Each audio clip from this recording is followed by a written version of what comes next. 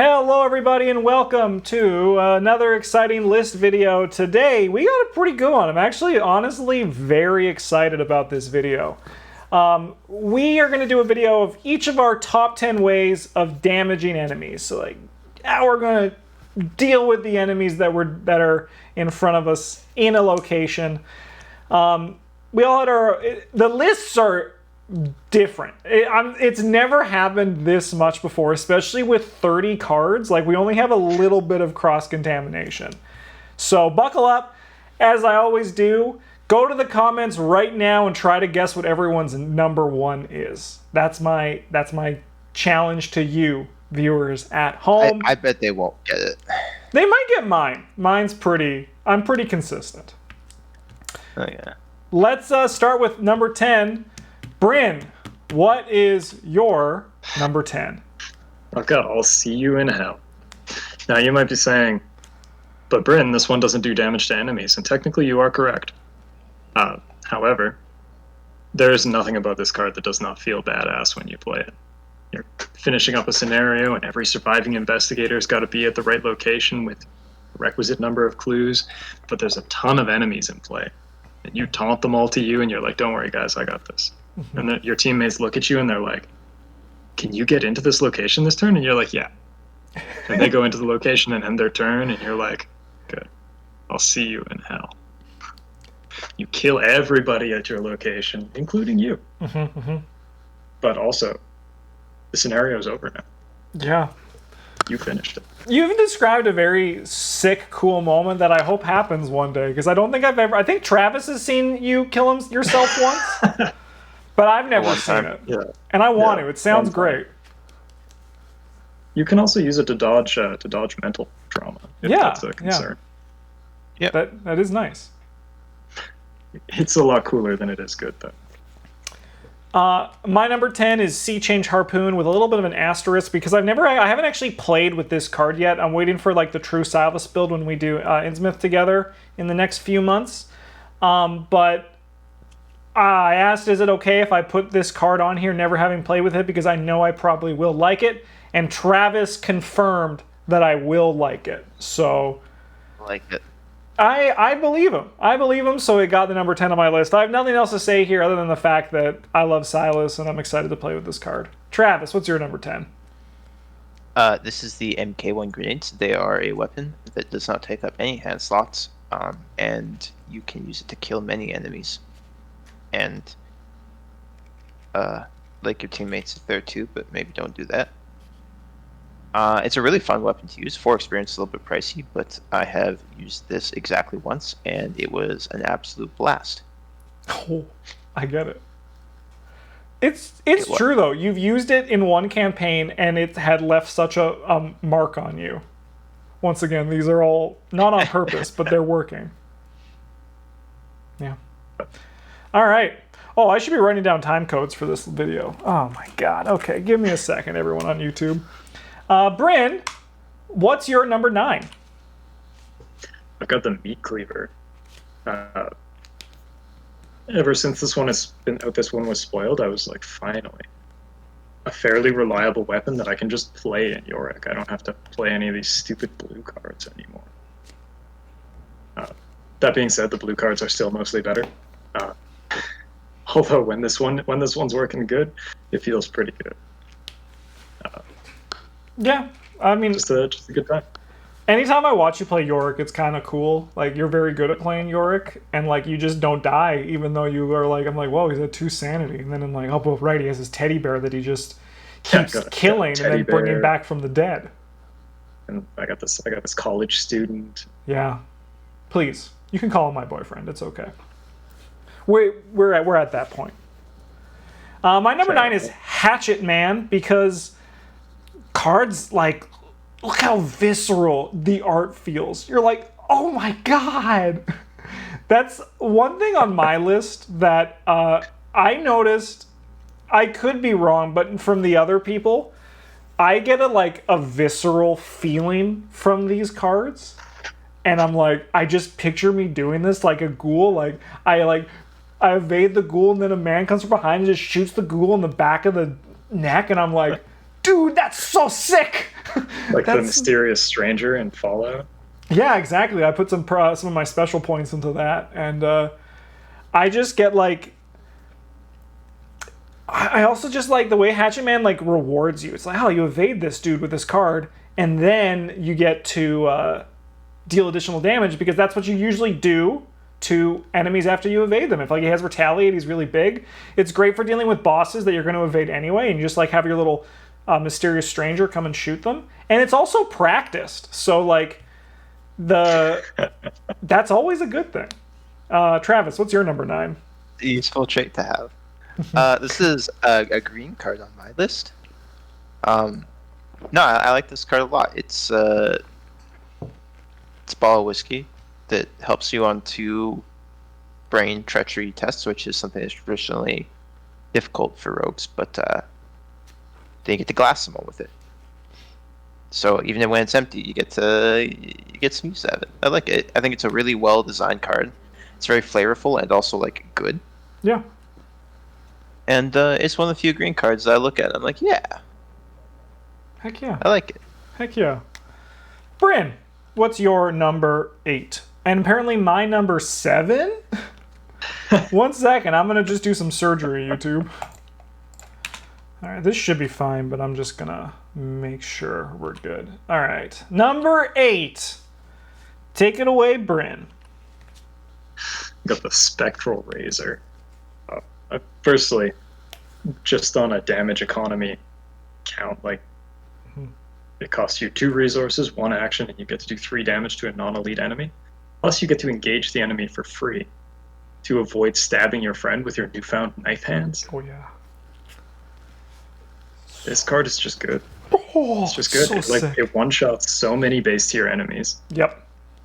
And you get to test with like really high numbers because it's a purple card. It comfortably one-shots them. Yeah. Right. Yeah, like it's just pretty easy, right? Like Snake shows up and you're just like, no, what if you were dead though? Yeah. The card's just good.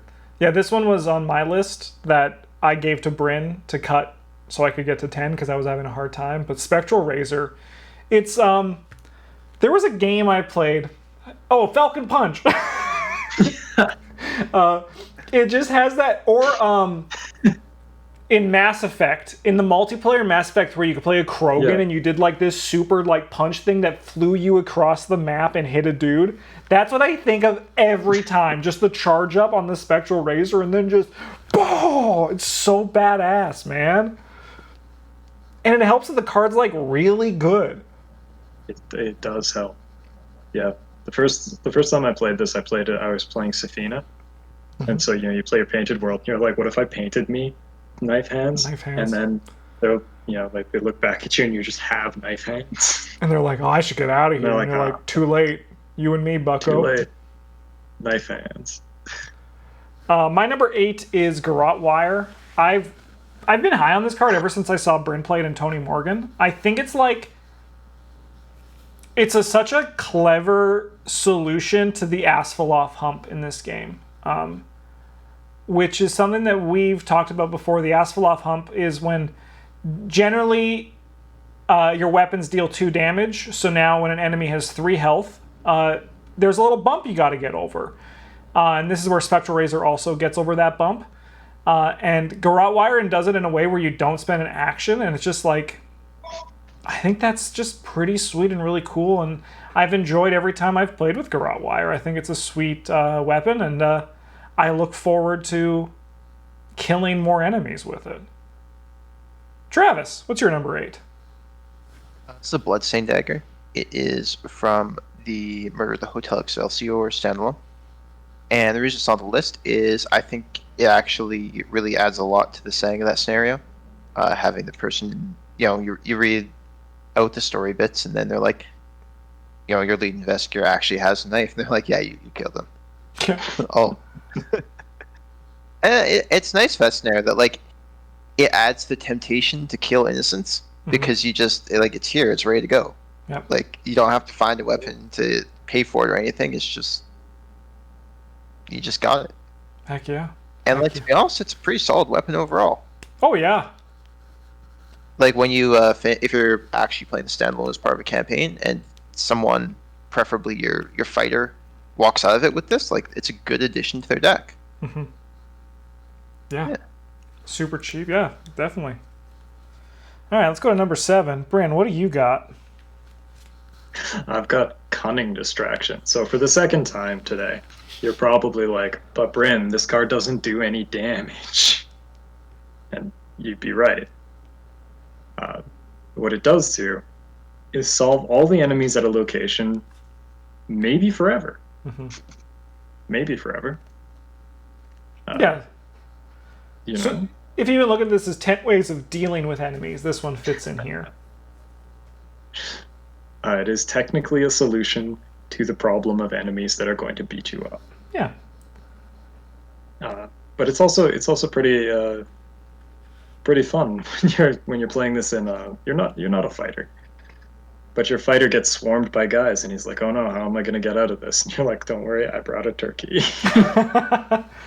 I mean, honestly, this is doing such heavy lifting in our dumb draft challenge. Like, It really is. it saved our life so many times. It's wild. Plus, it's also a guts sometimes. Yeah. It's just got a lot of cool things going for it. Heck yeah. My number 7 is Sneak Attack, which conveniently goes well with this Cunning Distraction here.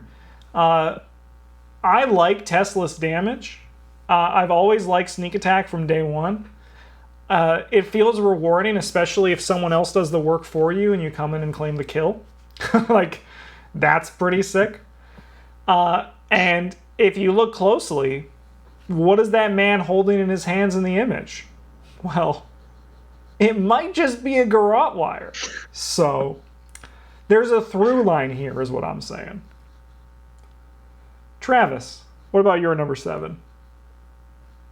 My number 7 is the Spectral Razor, one of the few duplicates on our lists. I like this for many of the reasons that Bryn mentioned, but a couple other niche reasons where I like to play Clue Gang characters, and this is one of my favorite sort of off cards that I can play to keep myself safe to pinch, or to bail out a fighter if they need it. It actually just happens to work like really, really well in a lot of the investigators that I like playing. Like, it's pretty solid in Carolyn. It's really good in Luke. I've enjoyed playing Zoe. It's a very strong off-class card for her. And it's just it's a good card. Yeah, man, it's sick. Copy paste what I said earlier and do it here. Yeah. Sick.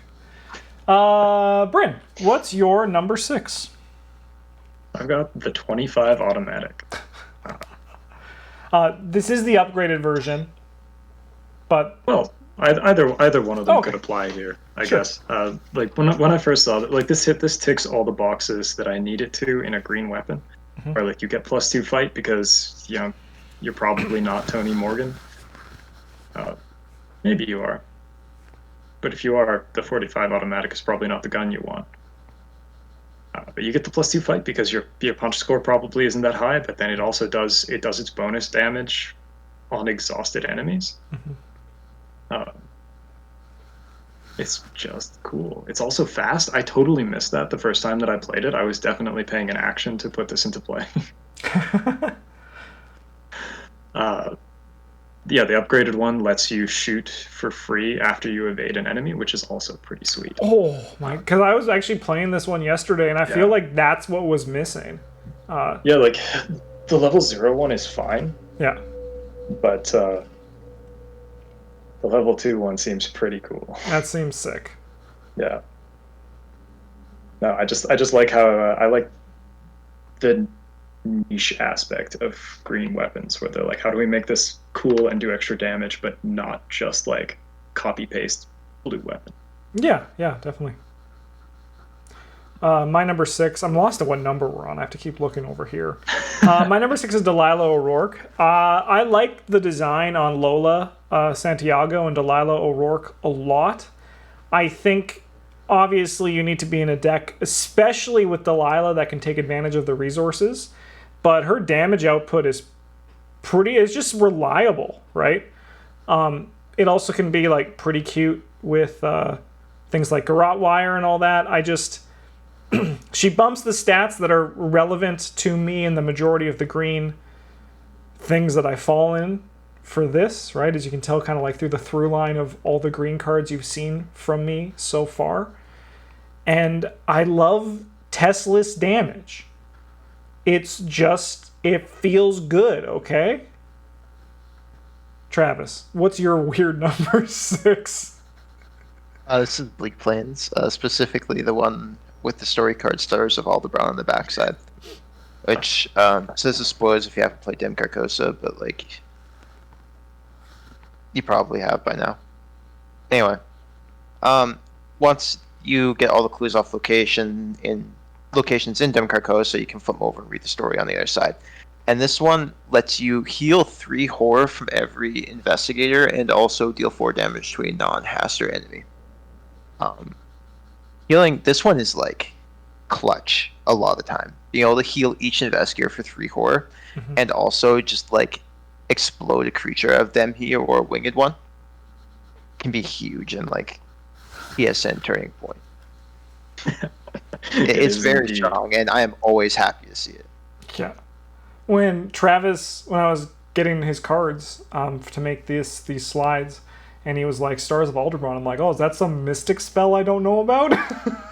And then I was even more confused when I was like, what is this? Oh, okay. Yeah, it made me laugh. But yeah, you're right. It is a huge turning point and good way of damaging an enemy. You damage enemies, yes. Technically, you're correct. The best kind of correct. Bryn, what is your number 5? We've got the home front, which for any of you, if you've ever played Mark Harrigan, you'll know is one of the best ways to put damage on enemies. They say no one heals themselves by harming others. Mark Harrigan's here to prove them wrong and then punch them in the teeth. This card's just sweet. Like, you're not failing the test because you got +4. Yeah, that's a lot. And when you succeed, they take an extra damage and you just get to heal 1. It does not technically deal damage. You move the damage, but I feel like that fits within the spirit of the concept. Yeah, it definitely fits. You can even make somebody else run the punch test for you because you get to give them +4. Like, and it has some of the best art in the game. Yeah. It's Sexy actually Mark Harrigan. It's probably like the only investigator art from Arkham Horror 2nd Edition that was actually like good. I'm sure there's other ones that were like not awful, but yeah. But this one's like actively like this one's actively I'll sick. go figure one out. Yeah. My number 5 is Brute Force, because just look at right in his face. Isn't that so sick?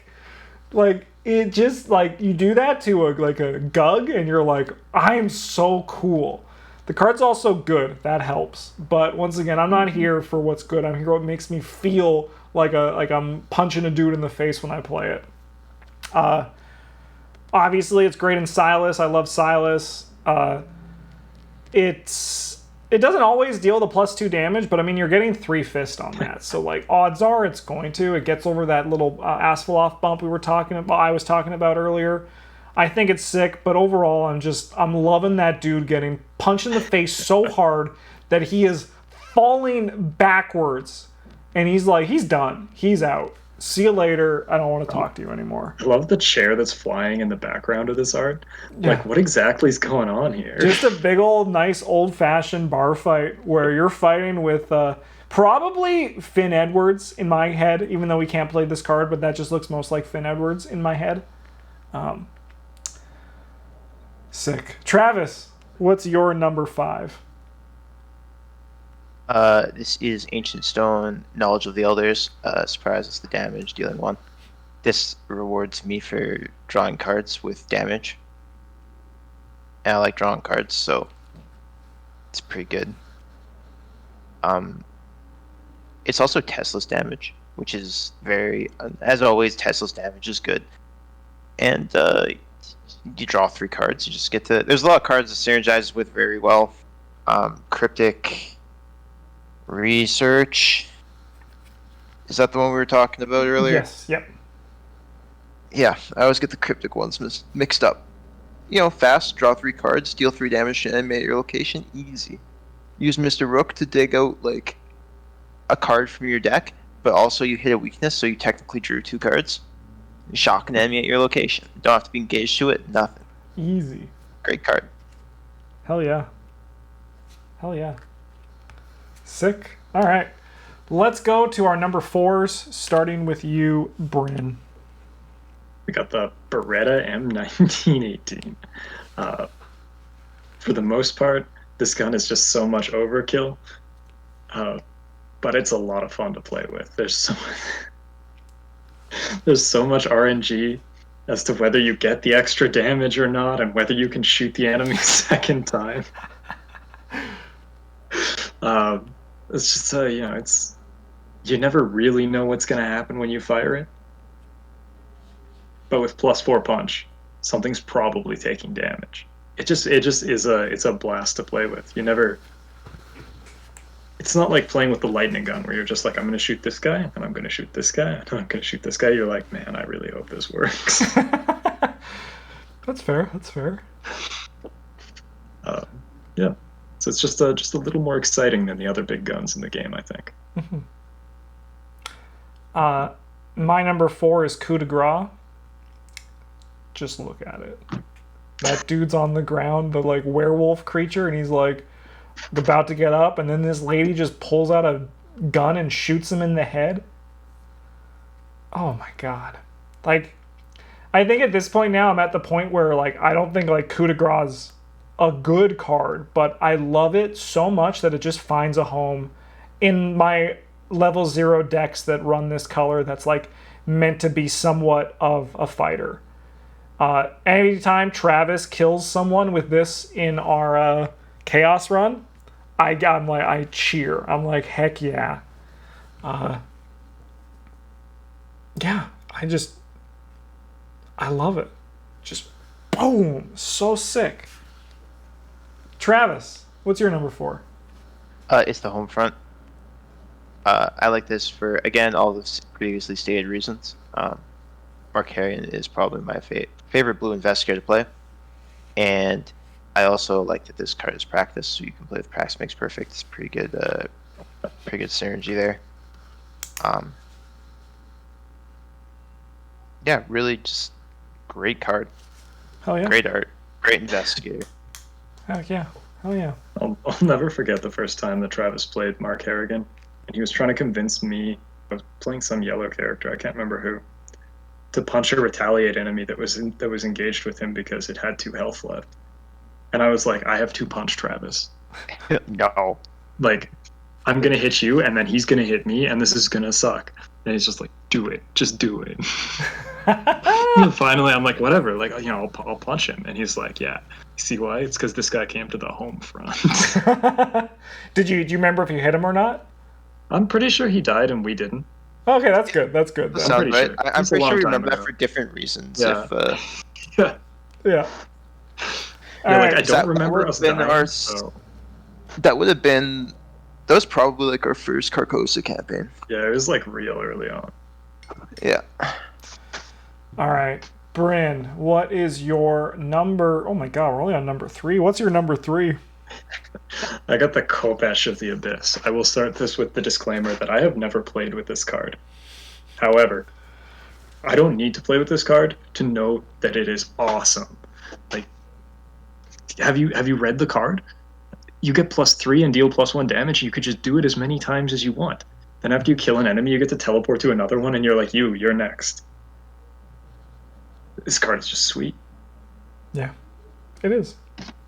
Maybe one day we'll earn it. Maybe one day we'll ever beat that stupid Egypt standalone. Yeah. Maybe. Yeah. We'll see. Outlook not good. Shake the 8-ball. Outlook not good. My number 3 is Mano a Mano. It hits all the buttons that I've previously been saying. It's 2 dudes punching in a boxing ring. That's sick. Number 1, cool title. Mano a Mano, let's go. Tesla's damage, don't mind if I do.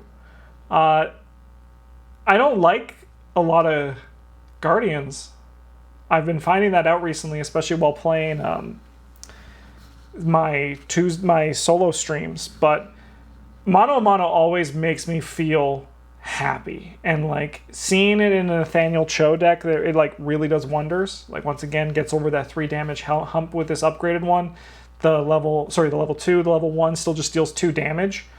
Yeah, you have to get punched, or engaged by an enemy that you just draw, but Tesla's just 1 card, deal with an enemy that you don't have to worry about that you may have drew during the Mythos phase. It's awesome time. Super sick. I love mono and mono. Travis, what's your number 3? This is Blood Right. You get this from playing the Occult Lexicon. This is a card that allows you to draw 2 cards and then discard up to 2 cards from your hand, and for each card you discarded, you may either gain a resource or spend a resource to deal 1 to an enemy at your location, and this action does not provoke tax opportunity. This card lets you cycle through your deck for relevant cards and answer enemies, or it is alternatively a very strong economy card, or alternatively it's just card draw. It's a very flexible card, and one of the modes is to deal damage to enemies, so it gets to fit on this list. And I like it a lot. The only thing I hate about it is you can only play 1 copy of Occult Lexicon. Yeah. All right. Bryn, what's your number 2? We've got the upgraded Blackjack. Not to be confused with its useless little brother who just sits around smoking pot and doing nothing. But Bryn, that's what I do! So this one, you fight, you get +2, you deal extra damage if the attack is against an enemy that is not engaged with you. They have to be engaged with another investigator. This card's really cool. You get to try and talk your Kluber into going places before you. Just like, no, don't worry about it. Just hold on to him. It'll be fine. They're never happy about it. I love that. Don't tell the other guys, but I said that the next time that I get to pick the investigator that I play, I will play Skids. And I've been brewing a Blackjack Skids O'Toole deck where I play cards like You Handle This One and Think on Your Feet and Stealth to not be engaged with enemies, even if there are others. To Well, give them away, you know? thank you for warning us, Bryn. Amazing. I appreciate that. Oh shit, you guys were listening the whole time. Oh, I'll forget about it tomorrow when I'm at home. I thought I told pot. YouTube not to tell you. I like this one too because I imagine you're just like, you're sick. Like deep down, you're probably sick of like having to save us from monsters. So now you're like, I'm gonna swing 3 times, and if I don't kill it, it's your problem. Yeah. Look, if he doesn't have to save us from the monsters, but if he doesn't want to get his own damn clues. Yeah. You know, there's going to be an uprising. There's going to be a fight. PBG Civil War. Just you wait. My number 2 is Fire Axe. I like Dark Horse. That's all really there is. And this is like how you fight in Dark Horse. I just think it's sick. And I've liked it since day 1. I don't have anything else to say about Fire Axe. I've talked about it a lot. This is Dynamite Blast for my number 2. I think this is number 2. Yes. This was intended to be the level 3 one because it's like strictly better, but whatever. Dynamite Blast is a cool card anyway. It's a cool card. You get to throw dynamite at stuff.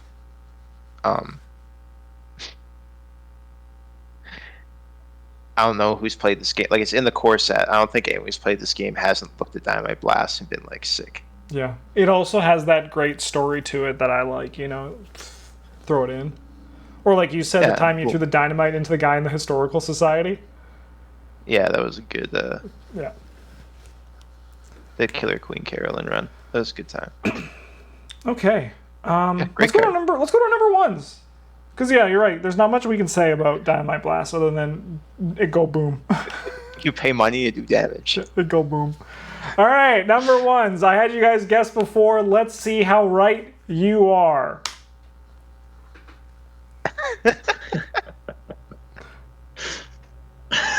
Good try, you. All right. Good try. Bryn, what's your number 1? I've got Lupara. For those of you who've watched any of our particularly earlier videos, playing this game, you'll know that I have a long-standing, on-again, off-again love affair with the card Sleight of Hand. The Lupara is the only card that I have really wanted to cheat in with Sleight of Hand, that I have been able to cheat in with Sleight of Hand the entire time, throughout each iteration, no matter what stupid decision they make to change it to do something different this time.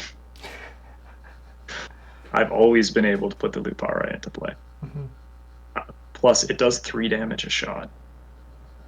You get +2 for the fight action. Sure, you only get 2 bullets, but like, what kind of problem were you in that 6 damage didn't buy you out of? Was it Yogg-Sothoth? It could have been Yogg-Sothoth. Potentially, yeah. But then you've done your portion of his health, and it's up to everybody else to figure out whatever else they're gonna do because you're out of bullets. And you're like, all right, I'm walking through the edge of the universe. See you later. Yeah. My number 1 is Knuckle Duster. I love the visceral story it paints in my head when I punch a cultist in the face with Knuckle Duster. When we were making this list, I was like, Travis, I was going to say out loud, I had a moment where I was like, I should ask Travis if I can include Reliable on this list because it usually deals more damage. And then I remembered, no, Justin, that's what you just always attach to Knuckle Duster. So Knuckle Duster is what you're thinking of right now. Yeah, you're right. Yeah, so that's why Knuckle Duster's here. It's my go-to. I think it's the card I forced Travis to play too in the Christmas gift exchange we did. And man, like, spoiler alert for that campaign if you haven't watched it. I mean, if you haven't watched it, you're probably not going to watch it. But he killed everyone at the dinner party. Like, his damage output was insane. And honestly, most enemies that like you're scared of and actually have a chance of you missing already have Retaliate anyway. So the downside isn't really a downside. The hardest part is that you have to have an enemy that an investigator that has high fist, and that's where like someone like Leo, Mark, or Tony come in. I mean, Mark can't play this. Sorry, Leo and Tony come in and actually like can do some. They uppercut with their Knuckle Duster like no one else can. Travis, once again, is technically right, the best kind of right. What is your number 1? Practice makes perfect. It deals more damage when you play it and you get practice skills that deal extra damage or that boost your punch. Some examples of these include the home front, as previously mentioned, is actually might be the best combat target, probably the best combat target for it, but like, you know, you can't always have that one. One thing that always like, I'm not sure why this is a tactic. I'm happy that it is, but like, I'm not sure why. But anyway, some of the other stuff you get is the Hatchaman, again, as previously mentioned, is a practiced skill, and Overpower helps you punch things. That is a practiced skill. Plan of Action gives you punch icons and is a practice skill. I'm gonna just skip over the wild ones, because there's a fair amount of them, and also Vicious Blow and Vicious Blow 2 are both also practiced. So that's like it sounds like a meme, but like if you're playing like a Roland Banks, someone who can play this and the blue skills, and you go punch something and you hit Vicious Blow 2 and punch something for 3 damage, you get to pick up your Vicious Blow. It's a lot of damage. It's a lot of damage. Man, I'm excited to see, until it's nerfed for the taboo list, how many number 1s Practice Makes Perfect is going to make it. We're probably about to record 10 ways to get clues. It's going to be your number 1, isn't it, Travis? I guess you'll have to see next week. Thanks for watching, everybody who joined us today. What are your favorite ways of damaging enemies? Let us know in the comments below. And join us next week where we have our 10 favorite ways of gaining clues. And get ready to see if Practice Makes Perfect is number 1 again next week. Have a good one. And as always, GG's.